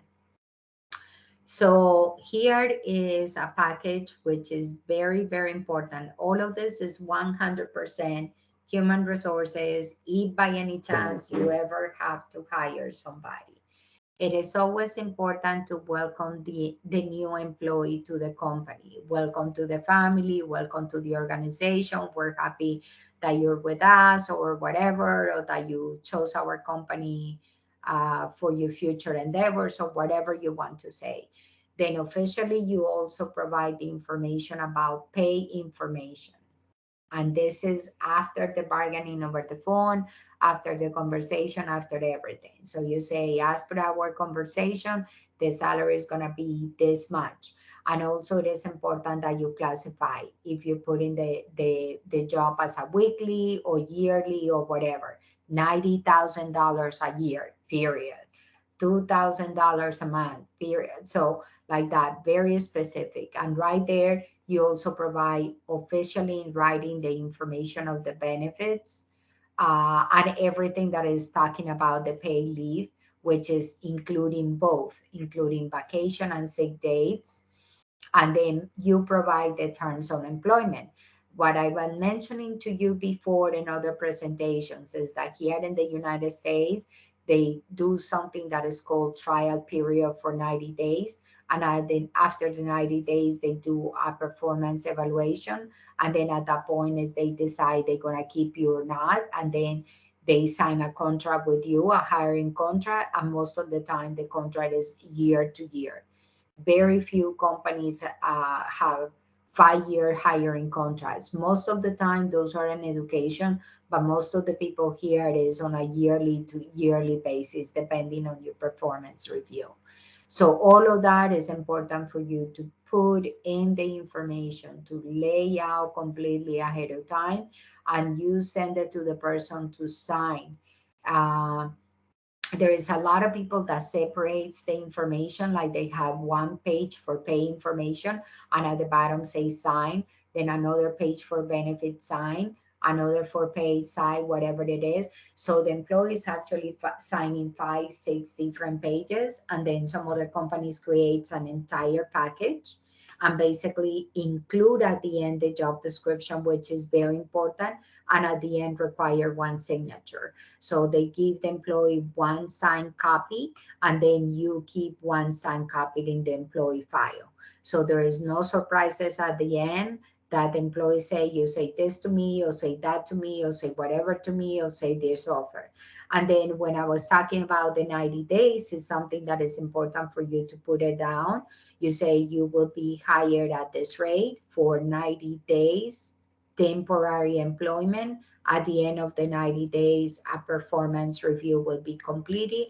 And based on the performance review, we will determine if a 1-year contract will be awarded or 2-year contract, 3-year contract, whatever you want. But all of those details of the hiring process are important for you to put it in writing. The minimum space that you leave, the minimum thing that you leave, you're basically leaving yourself open for litigation and lawsuits. So it is important. This is crucial information when you want to hire somebody at your job. I don't know if in the different countries that you work at, it is something similar or required, or this is how they do the process. But remember that part of the book is offering you general information about how we do things here and how you can share the information of your experience in your different countries. But basically here, that's how in the United States it's done: the job offer, the process, the hiring, the bargaining, the signing of the preliminary contract and everything. So here in the contract, and the aspect of what I was mentioning to you is what I was talking about, that is very important to provide information about the expectation of employment. This is what you do, this is the benefits, this is the offer, this is what I was talking about, a 3-month temporary contract. Then, depending on the evaluation, you do this and a yearly contract and everything. So basically, unfortunately, what I can tell you is that our jobs here in the United States are not really that secure because most of everybody works in a yearly contract. And regardless of what you do before, that performance review of that year is what it is important to have a contract renew. So that's what it is. Very important as an employee in the United States to stay in the process, to do your job, to stay to the job description, to do the duties, to do everything. Because regardless of what you did before, unless you have been in the company for a long time and they know that you are a good employee, then all of these things that you did in that year, if you're in sales and you didn't sell that year well, you didn't perform well, or whatever it is, all that can affect the renew of the contract. So that's why here most of the companies here file contracts from the year of where you started, but sometimes they do the performance evaluation maybe a month in advance. So if you are not going to be renewed, they give you ahead of time and they let you know that you're not gonna be renewed. So in a way, they're giving you a month notification. So they're giving you an opportunity a month for you to start looking for another job. Sometimes, depending if the position is too high, they don't let the employee stay and they terminate the employee right there at the end of the performance review. So the performance review is basically performance review and laying off. This is the performance, this is what you do, if you're happy with this, you have not improved, so we have decided to let you go. But because it's an administrators and above, the higher the person is, the less you want the person around. So a lot of companies at that day of the performance review, they issue upfront a paycheck of salary for the month, and they dismiss the person and they say, thank you very much, pack your things, leave. So they don't want the person to have enough access to corporate information for a month, that go and delete files or copy files or steal information or something like that, because a lot of people are resentful about the outcome of losing their jobs. So especially when there's people that has a lot of information, they most of the time at the end of the day of the performance review, they tell the person, bye, that's it, thank you very much. And it's for security reasons of the corporation. So here is basically the end of chapter 7.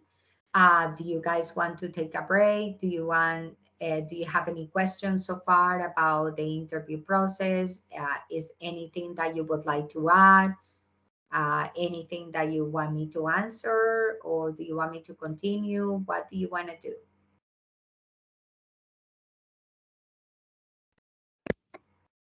I have a question about job description.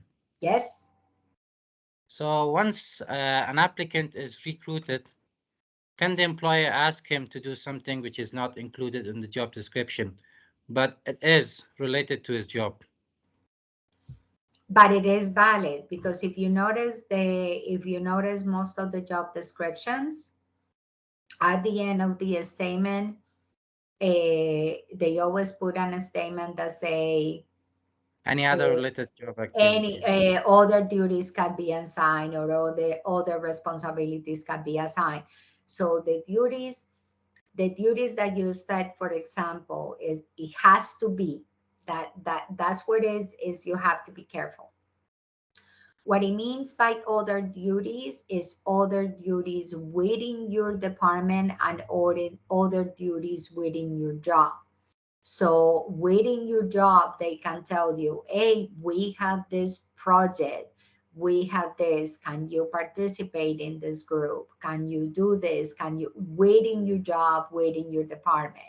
But if you are, for example, in sales, what they cannot do is assign you a job or a project or something in the Department of Finance. First of all, you don't have the skills. Second of all, you don't work there. It's working with another supervisor. So they're basically asking you something completely different. Unless you have, while you were at the company, you went and you got a master's degree in finance and you ask your supervisor, I would like to participate in groups and projects in the finance department because it will help me with my degree. And if the company promotes within, then your goal is maybe in the future when the finance department has a position open that I can apply and I can basically get a new job.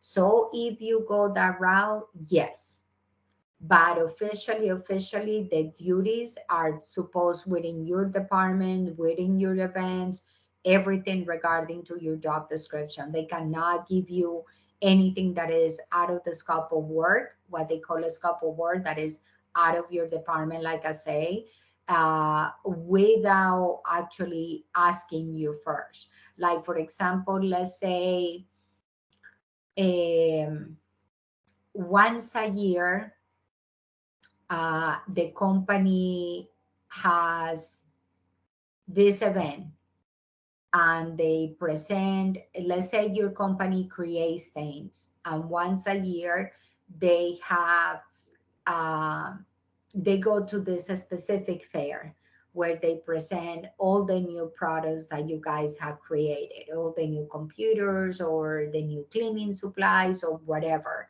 So the company, even though you're not in that marketing department, the company can ask you that if you want to help at that event. And then basically it's more like doing a volunteer work within your company. And then you say, yes, yes, I don't mind helping.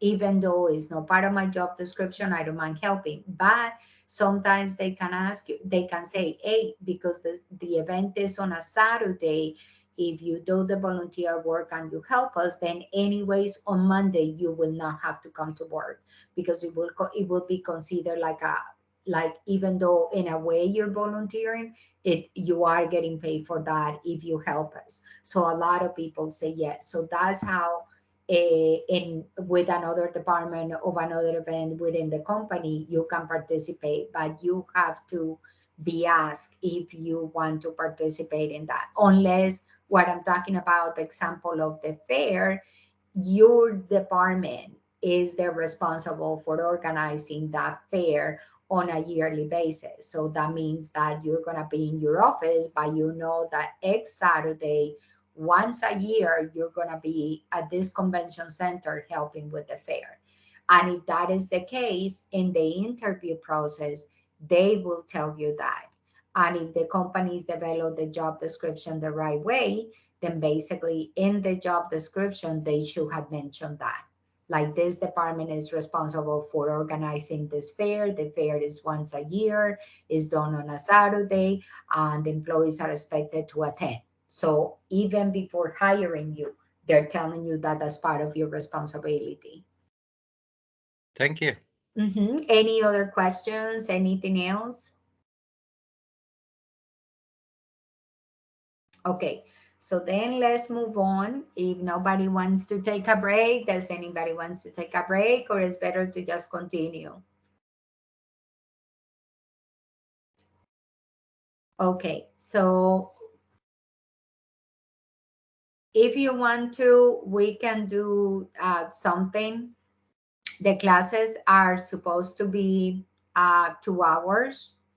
If we don't take any breaks or anything. I know that at the beginning of the class, I took a lot of your time showing you the course around or anything. So if you don't mind to stay at least until like 11:30, I can cover partially the chapter 2. Um, if that is okay also with you, or if you think that um, what I did at the beginning of showing you the course and the presentation and everything is okay, and you think that maybe it's okay to stop now and we can cover chapter 8 and chapter 9 next week, I don't mind doing either one, whichever one. I just know that more or less the average is 2 hours without break, 2.5 hours if we go with a break or we take a break. So I just want to make sure I want to do whatever is comfortable for all of you. Yeah, thank you. That would be great if we study the chapter next session. Okay, so then basically, if you all agree, because we're being online already for 2 hours with the class, going back to the information that I asked you, does anybody has any questions about the class, the structure, where to find information, where to post the assignments, how to do the forums, anything like that? Now that many of you are here today, because I know some of the other sections have not been that crowded, I just want to make sure that the assignments that you guys have not completed. Now, uh, I don't deduct any points or anything like that. The grade that has been assigned, the grade that has been assigned to a specific assignment or a forum or a chat is the way it is and it stays regardless of when you post it. But if you have not started posting assignments, I do recommend you. I know if you are following the structure of the program, I believe you are taking two more classes. One needs tomorrow and the other one needs on Monday, if I'm correct.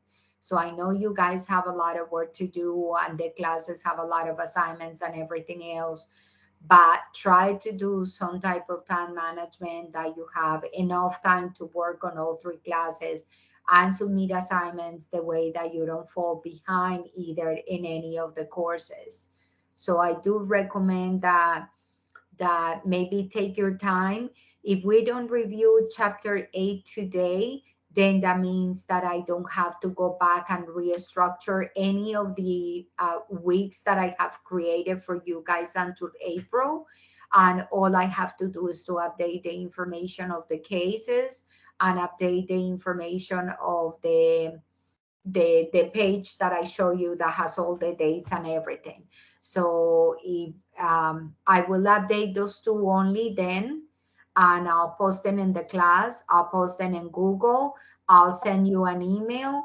Anybody here. I'm gonna do something with this chat room the way that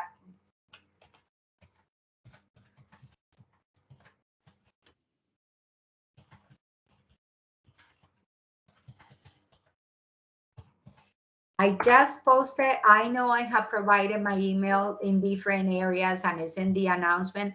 I just wrote it on the chat section.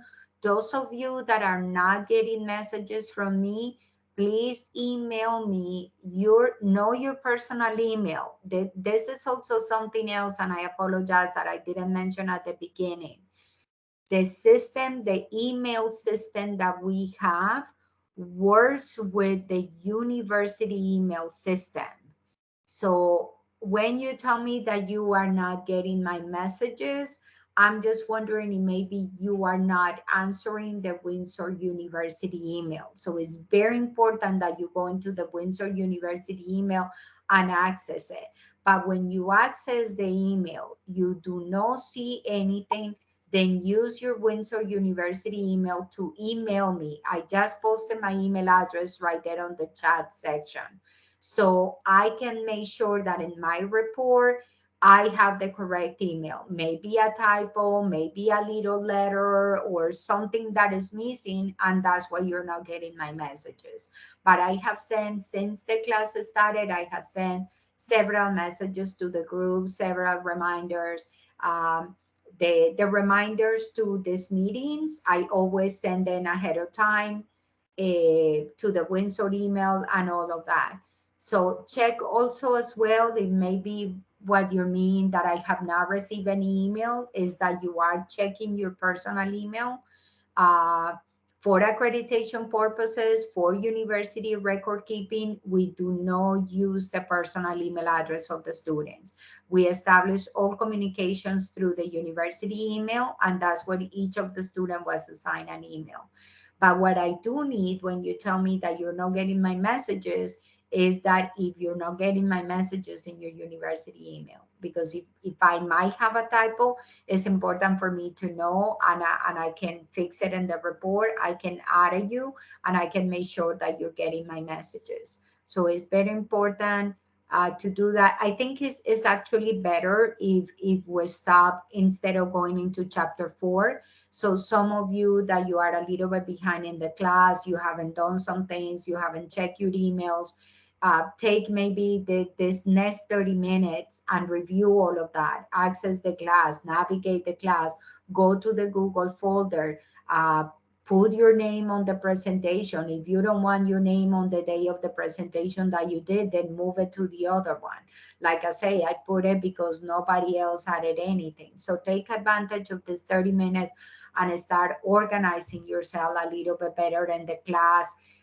Go back and review the forum since week 2. That is when officially we started presenting information, so you can see what you have done, what you haven't done, what you're missing, what forums you're missing, all of that, to start working on your classes. If you have everything ready for your other class of tomorrow and you have your everything ready for your other class on Monday, maybe you can use sometimes to navigate on this class and see what you're missing and start getting a little bit organized. And if you have any questions whatsoever about any of the assignments or any of the requirements, please send me an email or call me through WhatsApp or send me a text message.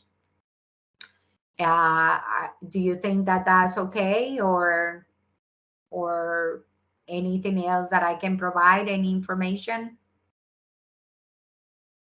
Just that. How many chapters do we have in the book? Oh, the book is big. The book has around 18 chapters. I'm trying to see if I can cover a lot of the information in the 18 chapters, but if we're not able to cover everything, I'm trying to basically cover the most information of human resources. But remember that you do not really, the idea of how the class is structured, you don't have to really read ahead of time. You basically, the presentations that I'm doing are basically, I'm basically summarizing the key points and the most important points of what you were reading the chapter. What you can do though is use my presentation as a complement. If within the presentation that I provide to you, there is something additional important that you see that in your workplace you can use, or you want to obtain additional information, you can go. I actually, the presentations are designed even in the proper order of the chapter, so you can go and see. Like for example, when I was talking to you about it, about the Toyota example, I provided just a summary. But if you go to the book and look for the Toyota information on chapter 8, you'll find a little bit of more information about that. So you can use, that's what the class is start. That's what the week. Remember that in a way, today is the first day of the week. Today is the first day of week 5. That is the reason why we're starting the week with the presentation. This is the opening process of the week of what you have to do. All the questions that you have, the assignments that you have. For example, if we're not covering chapter A, the assignment that you have of week 5 and the forum that you have of week 5 are all information related to chapter 7, which is the information that I just covered. So the whole week is a structure to help you follow the book, give you the correct information in order.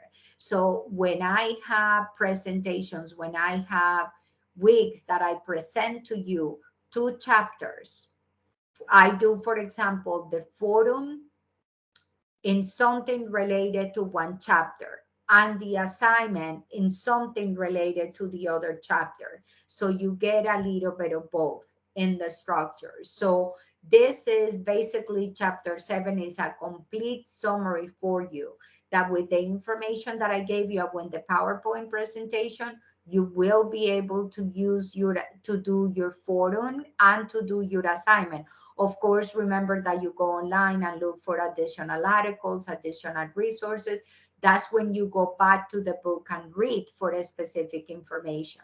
But that's the purpose of how the class has been structured that way, and always start with one presentation. So ahead of time, I'm basically telling you for the next 7 days what it is all about. So what does it mean? Everything that you're doing this week is regarding interviews, regarding interview process, regarding how you do. And you're going to notice when you go to the forum and read the questions of the forum and what you have to do in the assignment, everything is the same.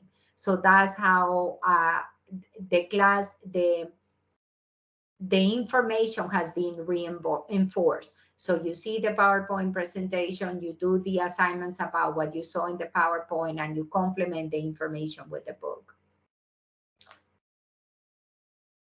Any other question? Sorry.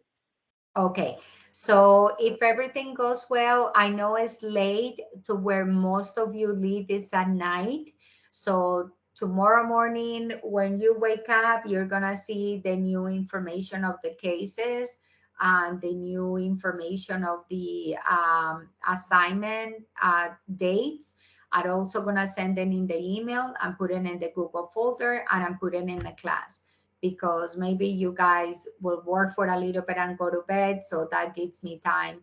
Here it is only 11:30 in the morning, so I will have the time to work on this and post everything today. So if you don't have any more questions, I'm basically thank you very much for your attendance and participation. And I'm going to stop the recording now.